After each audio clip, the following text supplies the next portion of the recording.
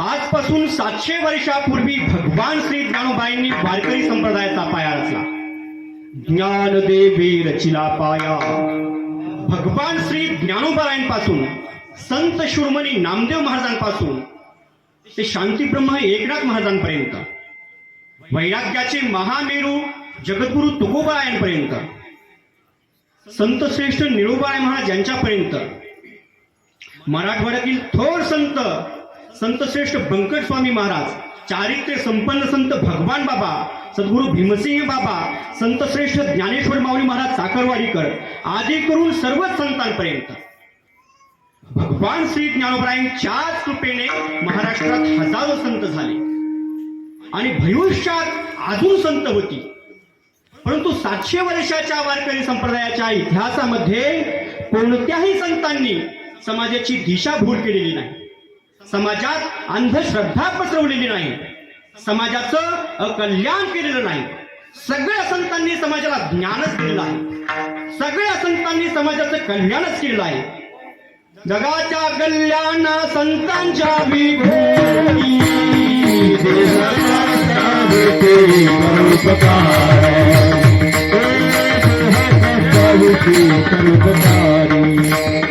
जगाच्या कल्याण संतांच्या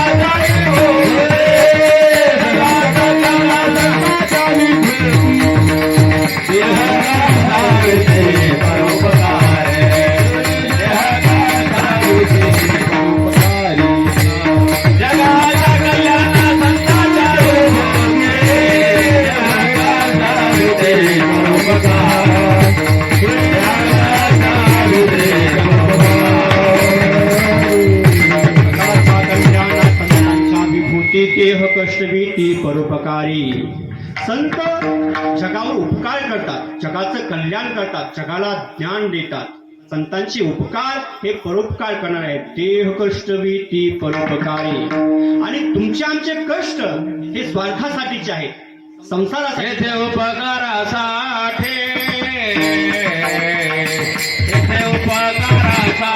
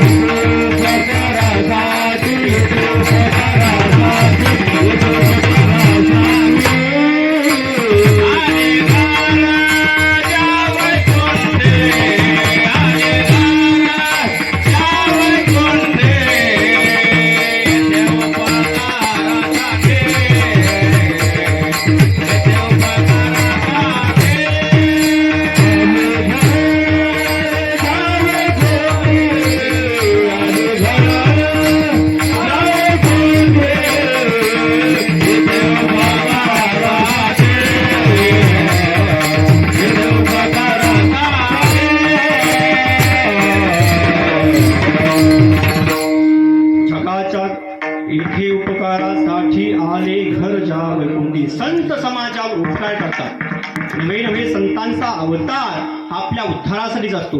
अवतार तुम्हा धराया कारण उद्धराया जन जड जीव. भगवान श्री ज्ञानोबाईंचा, जगद्गुरु तुकोबारायांचा अवतार आपल्या उद्धारासाठी आहे. म्हणून समस्त समाजाने संतांनी दाखविलेल्याच मार्गाने चालवलं पाहिजे. मार्ग दारून गेले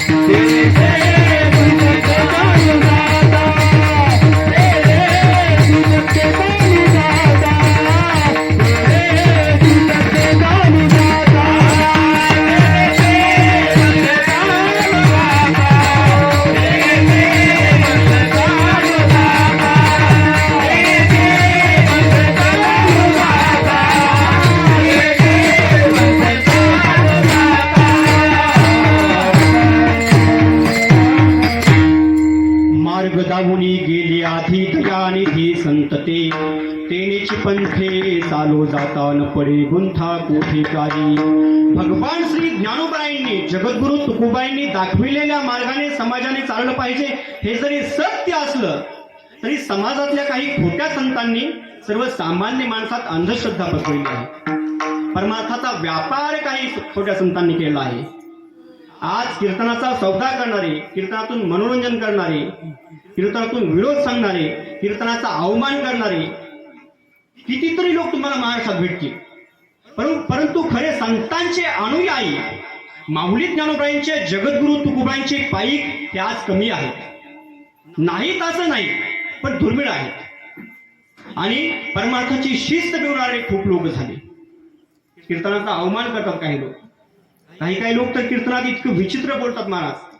ते जर बोलायला लागले तर आमच्या अंगावर काटा उभा राहतो की समाजाने याला असं समजू नये भगवान श्री ज्ञानोबाराय, जगद्गुरु तुकोबाराय असे बोलतात म्हणून. संत वचने असे असतात असा समाजाचा गैरसमज होईल. मी माऊली ज्ञानोबाईंना प्रार्थना करतो खोट्या संतांपासून समाजाला वाचवा. आज निष्काम कर्म करणारे लोक आहेत संप्रदायात, पण थोडे आहेत, दुर्मिळ आहेत. विठाला विठाला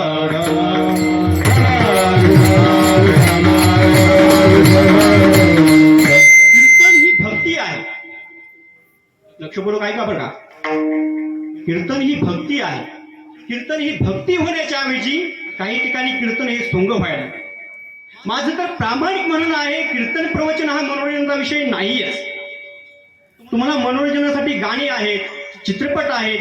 तुम्हाला मनोरंजन जर करायचं आहे तर मग गाणी आहे का, चित्रपट पहा. कीर्तनाचा अवमान होईल असं कीर्तनकारांनी वागू नये. कीर्तनकारांनी आचरणशील असावं आणि समाजानेही संप्रदायाचा अवमान होईल अशा लोकांना बोलू नये. विश्वात जे काही सर्वश्रेष्ठ संप्रदाय आहेत त्यापैकी वारकरी संप्रदाय हा जगाला ज्ञानामृत देणारा सर्वश्रेष्ठ संप्रदाय आहे. आणि त्या वारकरी संप्रदायातली कीर्तन प्रवचन ही सर्वश्रेष्ठ परंपरा गेल्या 750 वर्षांपासून भगवान श्री ज्ञानोबांपासून संत शिरोमणी नामदेव महाराजांपासून ते आजपर्यंत संपूर्ण महाराष्ट्रातच नव्हे तर जवळपास संपूर्ण भारतवर्षात खऱ्या संतांमुळे, खऱ्या साधकांमुळे, खऱ्या भक्तांमुळे भगवान श्री ज्ञानोबांच्याच कृपेने कीर्तन ही परंपरा टिकून आहे. आज एवढ्या मोठ्या संख्येने आपण या ठिकाणी कीर्तनासाठी जमलेलो आहोत याचा अर्थ असा नाहीये आम्ही तुमच्या समोर काहीतरी अंधश्रद्धेने बोलावं आणि तुम्ही काहीतरी ऐकून घ्यावं याच्याकरिता आपण जमलो नाही. टाइम पास करण्याकरिता आपण जमलो नाही. करमणुकीसाठी तर मुळीच नाही. याचं काय आहे, आज आपल्या जीवनात ज्या समस्या निर्माण झालेल्या आहेत, उद्या संसारात आपल्या जीवनात जे दुःख येणार आहे, उद्या आपल्या जीवनात जे संकट येणार आहे त्या संकटांशी कसं झगडायचं, आपल्या जीवनात येणाऱ्या दुःखांवर मात कशी करायची, आपल्या जीवनातल्या समस्या कशा सोडवायच्या याचं एक मार्गदर्शन म्हणून संत वचन आहे, म्हणून कीर्तन आहे, म्हणून सप्ताह आहे. अजून पुढे जाऊन बोलतो समाज एकत्रीकरण करण्यासाठी सप्ताह आहे. सगळ्या समाजाने एकत्रित यावं, एकत्रित अन्नदान करावं, एकत्रित ज्ञानार्जन करावं, संतांची सेवा करावी, संतांचं ज्ञानार्जन करावं, संसारातले कुठलेही एवेदावे परमार्थात आणू नये, एकत्रित येऊन आनंद घेण्याचा विषय सप्ताह आहे. आज या ठिकाणी मला येऊन खूप आनंद वाटला. सगळे परिसरातील मंडळी, इथं खूप छोटं क्षेत्र आहे, म्हणजे गाव पण नाही, सुंदरनगर म्हणजे छोटा एरिया आहे, पण या काही मोठ्या मोठ्या गावामध्ये एवढं सुंदर नियोजन असतं कार्यक्रमाचं. इतकं चांगलं नियोजन तुम्ही या कार्यक्रमाचं केलं आहे, तुम्हाला सगळ्याला धन्यवाद देतो.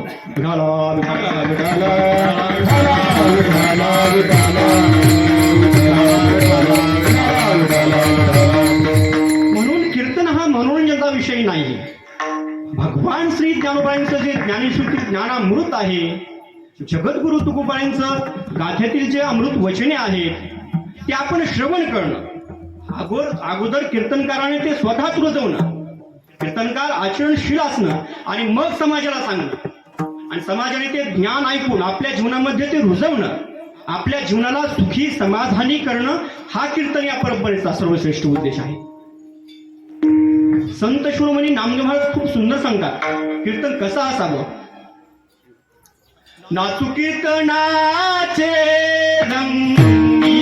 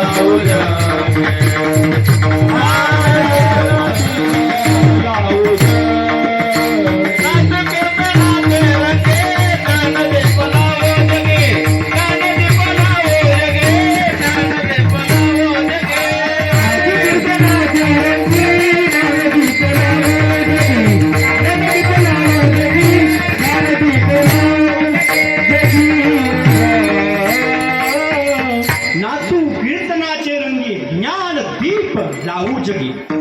ज्ञानाचा प्रकाश, ज्ञानाचा उजेड कीर्तनात असतो. ज्ञान देण्यासाठी, ज्ञानार्जन करण्यासाठी कीर्तन आहे. शांतीब्रह्म एकनाथ महाराजांनी तर कीर्तनाची मर्यादा सांगितली आहे.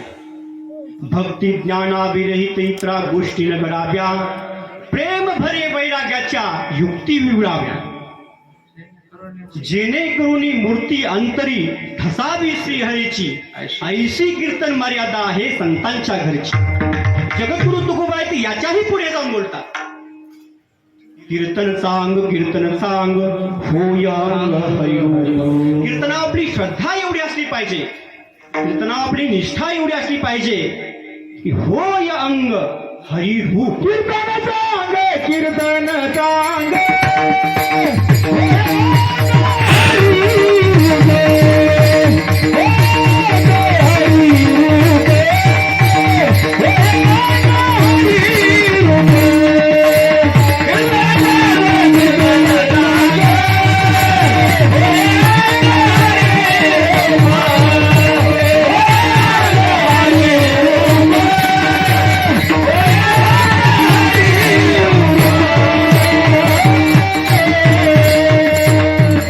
कीर्तन सांग कीर्तन सांग होय अंग हरी रूप. आपण भगवंत स्वरूप झालो पाहिजे, इतकी श्रद्धा कीर्तनासाठी.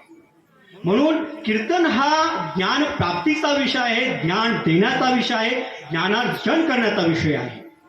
भगवान श्री ज्ञानोबाईंचं ज्ञानेश्वरीतील जे ज्ञानामृत आहे, जगद्गुरु तुकोबाईंचं गाथ्यातील जे अमृत वचने आहे, ती कीर्तनकारांनी आपल्यामध्ये अगोदर रुजवणं आणि समाजाला सांगणं, आणि समाजाने ते आपल्या जीवनामध्ये श्रवण करून, आपल्या जीवनामध्ये रुजवून आपल्या जीवनाला सुखी, समाधानी, आनंदी करणं, यासाठी कीर्तन ही सर्वश्रेष्ठ परंपरा गेल्या 750 वर्षापासून महाराष्ट्रात आहे.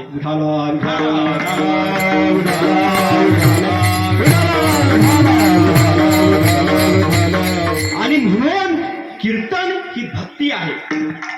वारकरी संप्रदायाची जी मुहूर्त मिळवली गेली ती भक्तीमधून. भक्ती हे वारकरी संप्रदायाचं सगळ्यात मोठं हे. तसं पाहिलं तर भक्तीविषयी आपण अनेक बाबी ऐकलेल्या आहेत, अनेक वक्त्यांच्या मुखातून ऐकलेल्या आहेत, अनेक ग्रंथांतून वाचलेल्या आहेत. पण तरीही वारकरी संप्रदायाने जी भक्ती स्वीकारली ती भक्ती मात्र बाकीच्या सगळ्या सांप्रदायिकांपेक्षा, इतर सगळ्या विचारवंतांपेक्षा, इतर सगळ्या पंथांपेक्षा अतिशय वेगळी स्वीकारली. तसं पाहिलं तर भगवद्गीता आणि भगवद्गीतेवर झालेले भाष्य, या सगळ्या भाष्यातून भाष्यकाराने आपापल्या पद्धतीने एक एक मुद्दा निवडून, एक एक मुद्दा उचलून आपापल्या पद्धतीने त्याला रंगवलं, विश्लेषित केलं. टिळकांनी कर्मयोग प्रधान मानला. नीट ऐका बरं. आद्यगुरु श्री शंकराचार्यांनी ज्ञानयोगाला महत्व दिलं. आणखी कुणी कुणी आपापल्या पद्धतीने रामानुजाचार्यांनी द्वैताला महत्व दिलं, अर्थात भक्तीलाच महत्व दिलं. माऊली ज्ञानोबाईंनी मात्र या सगळ्यांना समन्वित करून, एकत्रित करून ज्ञानेश्वरीमध्ये भक्ती मांडली. प्रश्न असा आहे, भक्ती म्हणजे काय?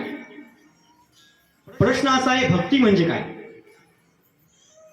भजन करणं म्हणजे भक्ती का? वारी करणं म्हणजे भक्ती का? माळ घालणं म्हणजे भक्ती का? प्रवचन ऐकणं म्हणजे भक्ती का? कीर्तन म्हणणं भक्ती का? नेमकं भक्ती म्हणजे काय? भक्ती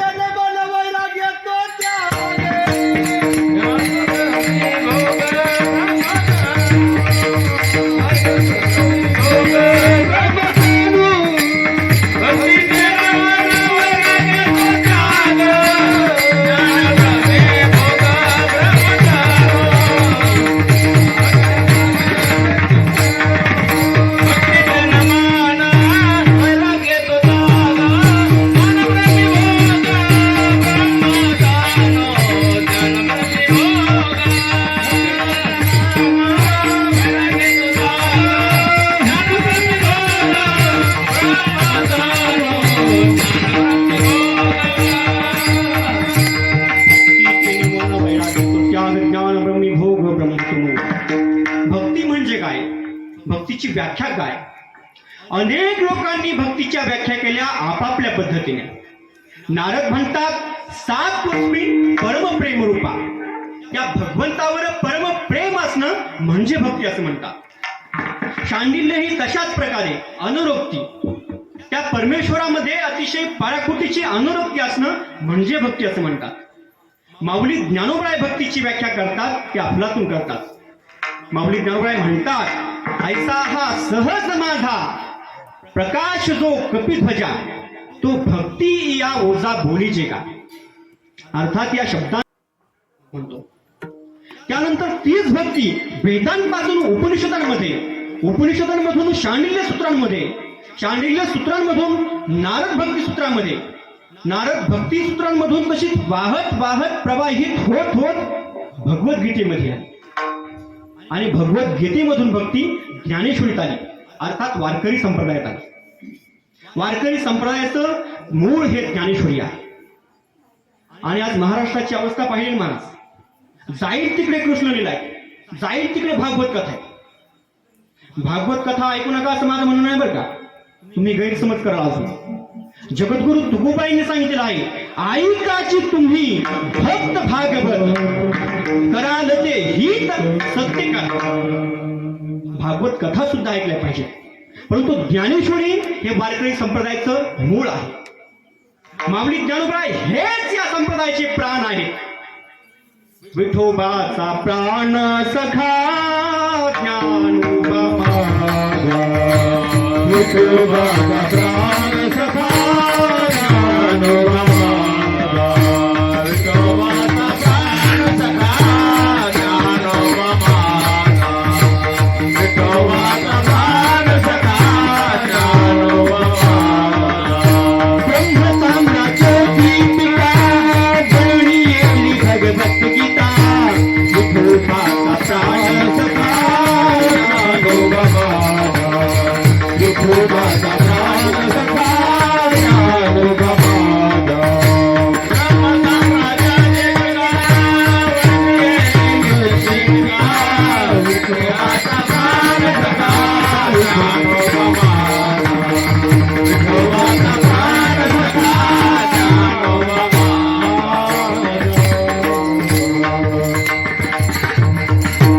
विठोबाचा प्राण सखा ज्ञानोबा माझा. मनुष्याचा हात मोडला तर मनुष्य जिवंत राहतो, पाय मोडला तरी सुद्धा मनुष्य जिवंत राहतो, एखादा अवयव गेल्यावर मनुष्य जिवंत राहतो, प्राण गेल्यावर मनुष्य राहतो. शांतीब्रह्म नाथ महाराज म्हणतात, विठोबाचा प्राण सखा ज्ञानोबा माझा. काय मार्मिक बोलतात बघा ना सांगते. माऊली ज्ञानोबराय हे वारकरी संप्रदायाचे प्राण आहे. म्हणून ज्ञानेश्वरीची सेवा करणं हे आपलं आद्य कर्तव्य आहे. पूर्वीच्या काळामध्ये महाराष्ट्रामध्ये ज्ञानेश्वरी भावकथा सप्ताहामध्ये व्हायच्या, ज्ञानेश्वरी प्रवचन व्हायचे. आता काही काही सप्ताहामध्ये ज्ञानेश्वरी पारायण बंद पडले. ज्ञानेश्वरीची सेवा करणं, आपल्याला जर ज्ञानी व्हायचं असेल, आपल्याला प्रगल्भ व्हायचं असेल, ज्ञानेश्वरी अध्ययन केल्याशिवाय आपल्याला पर्यायच नाही.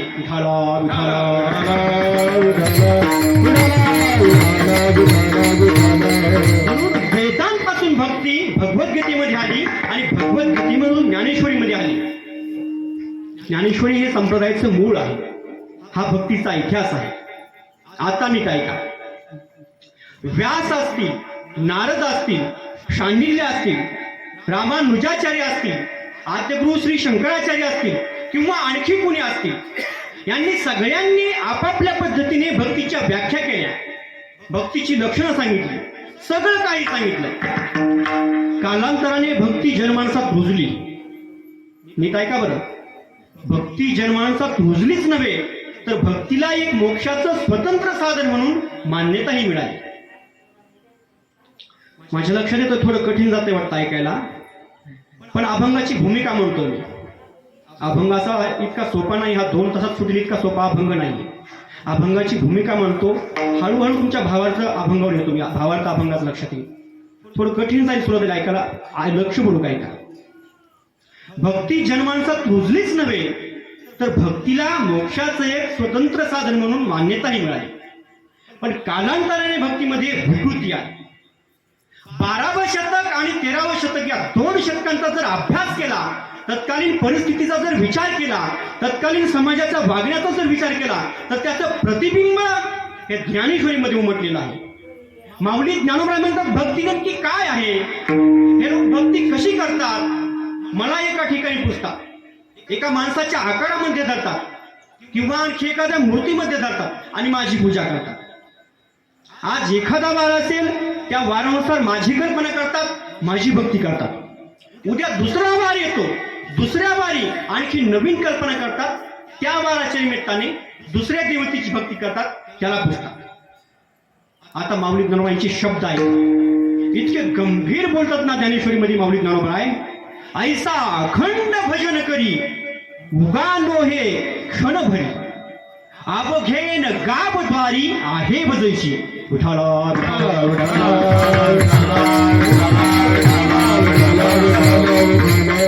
आणि माऊली ज्ञानोबांच्या या ओवीचा आशय असा आहे, जशी एखादी स्त्री, वेश्या स्त्री एखाद्या गावात असावी, त्या गावातला शेवटचा पुरुष, सगळ्यात शेवटचा पुरुष जिवंत असेपर्यंत तिचं सौभाग्य पुसत नाही. तसं जगात जेवढे देव आहेत ना, ते सगळे देव याच्या कुंकवाचे धनी असतात, भक्ताच्या. म्हणजे माऊली ज्ञानोबराय अप्रत्यक्षपणे त्याला व्यभिचारी असं म्हणतात. विठाला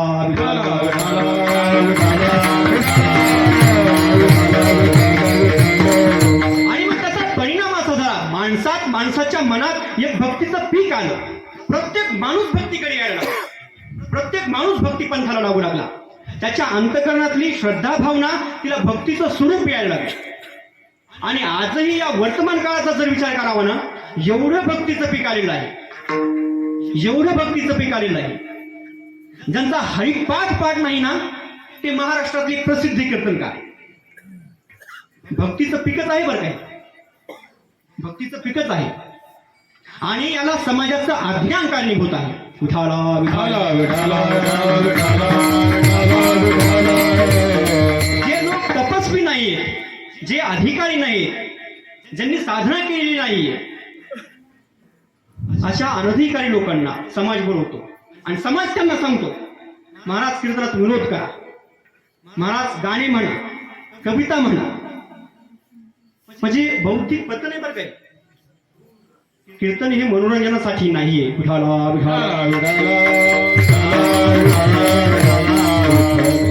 आणि जे लोक अधिकारी आहेत, जे तपस्वी आहेत, जे आचरणशील आहेत, ज्यांनी ज्ञानेश्वरी पाठ केलेली आहे, जे कीर्तनामध्ये तत्वज्ञान सांगतात, समाजाचं खरं हित सांगतात, हितोपदेश करतात, अशा अधिकारी लोकांना समाज कमी बोलवतो.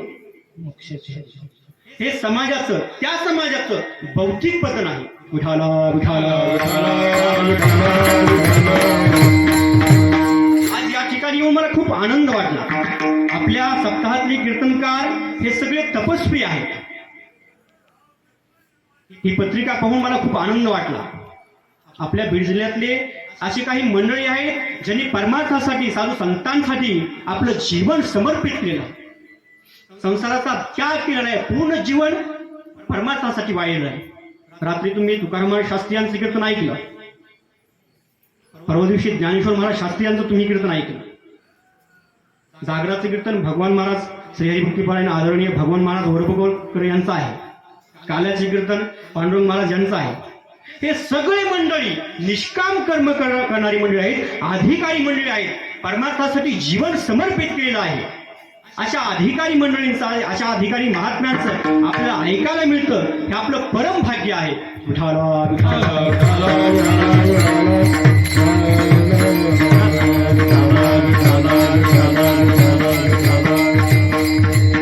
आणि म्हणून आज महाराष्ट्राच्या अध्यात्माची जर अवस्था पाहिली तर विकृती भक्तीमध्ये आली.